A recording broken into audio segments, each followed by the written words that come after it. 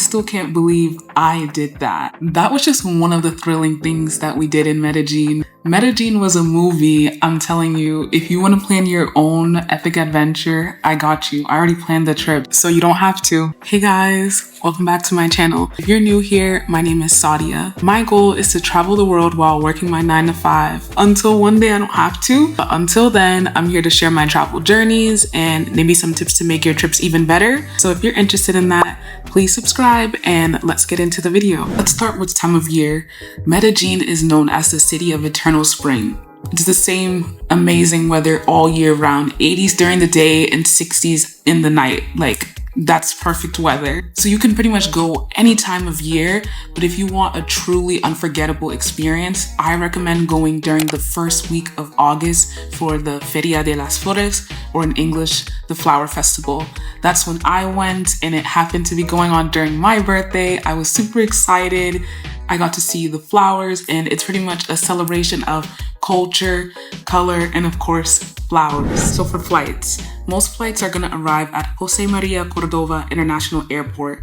This airport is located in another city called Rio Negro, which is about 45 minutes from Medellin. You can take an Uber into Medellin. It should be about $25 US or around that price. And domestic flights from cities like Bogota or Cartagena are really affordable. We flew from Cartagena to Medellin for about $30 per person, so consider multi-city trips within Colombia. Required documents. Travelers from many countries will not need a visa for short stays in Colombia. If you're traveling from the United States, you will not need a visa if you were staying 90 days or less. A form that is required is this form called the checkmate form, and I'll put the form in the description of this video. This form is very difficult to fill out, or at least it was for me to fill out, but I ultimately was able to fill it out on Google Chrome on my laptop. So if you're having issues with the form, I recommend trying that. Let's talk getting around. Medellin has an incredible cable car system that's not only just a practical way of travel connecting neighborhoods, but it's also a scenic ride with breathtaking views of the city. Now, if you're looking for something a little more thrilling, I got you. Close your eyes. Close them. Are they closed? Okay. And imagine this.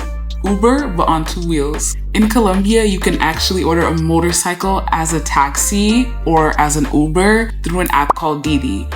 You have to try this. Like, it was so much fun. I was so scared. I never rode on a motorcycle in my entire life, but during this trip, it was all about me facing my fears and trying new things. And it was definitely like my Sex in the City moment. Is an experience you won't forget. You can also order an Uber, but just be mindful while using it. Check out my Cartagena video for more tips on using Uber in Colombia. Let's talk safety. Medellin is much safer than it used to be, but like any big city, just be mindful of your surroundings. Be cautious in places like train stations, markets, and Comuna 13, as pickpocketing can happen. Stay aware and take an Uber or taxi back at night. Do not ever walk alone. Accommodations. So Medellin has a wide range of options for you to stay. Airbnb, hotels, hostels. We stayed at the best hotel in Medellin. I read all the reviews and this hotel is easily the best. It's called the Clack Medellín. The food is amazing. They have a complimentary breakfast buffet. Yes. They offer in-room spa services like massages and facials. If you're coming in the hotel late at night, they don't just let anyone walk in. They ask you for your name and your room number. The hotel staff is so nice. The rooms are so great. I can't say enough about this hotel. They literally gave us a gift upon arrival, and they gave me a gift for my birthday. So what else? What more do you need?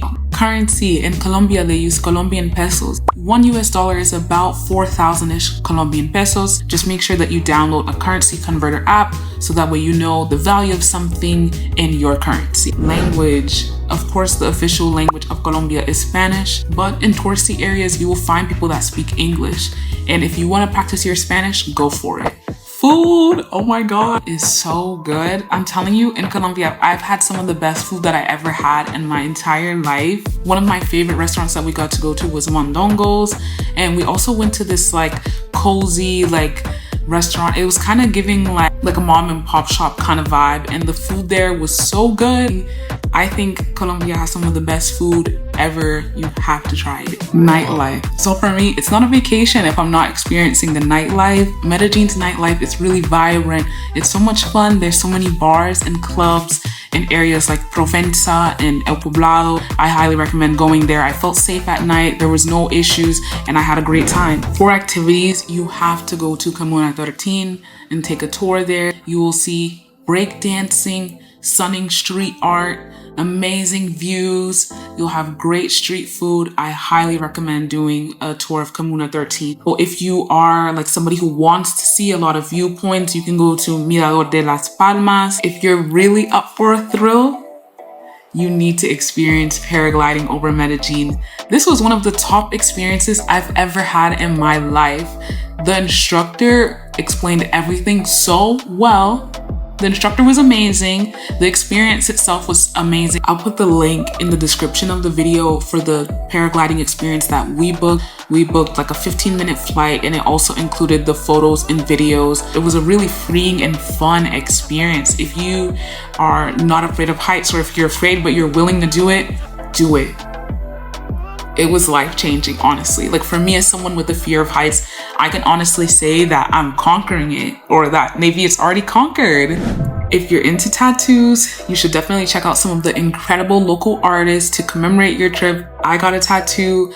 I got the Catalea, which is the national flower of Colombia, and to never forget the amazing time that I had in Colombia, facing my fears, meeting new people, trying amazing food, just having the best time of my life. Lastly, excursions. A popular day trip from Medellin is Guatapé, and it is known for its Penol rock. We decided to skip out on this excursion. We just felt like it was long and we didn't want another day trip after we already had a day trip earlier in the week in Cartagena. So if you're somebody who wants to do that, you can definitely look into it. A lot of travelers say that it's a great experience. We just felt like it wasn't for us. I had a great time in Medellin. 4 days is not enough. It's not enough. You need more time to experience that city. I need to go to Medellin for like 2 weeks. Now, like my plan is to go back at some point for 2 weeks because I think it needs more time to just explore everything and really soak it in. Easily one of the most beautiful cities I've been to in my entire life. If you found this video helpful, don't forget to like this video and subscribe for more travel tips and travel adventures. Now that I've planned your entire trip to Medellin, I wish we could have gone together, but for now, you can experience the adventure with me by checking out my full Medellin vlog. And I'll see you guys in the next video. Bye.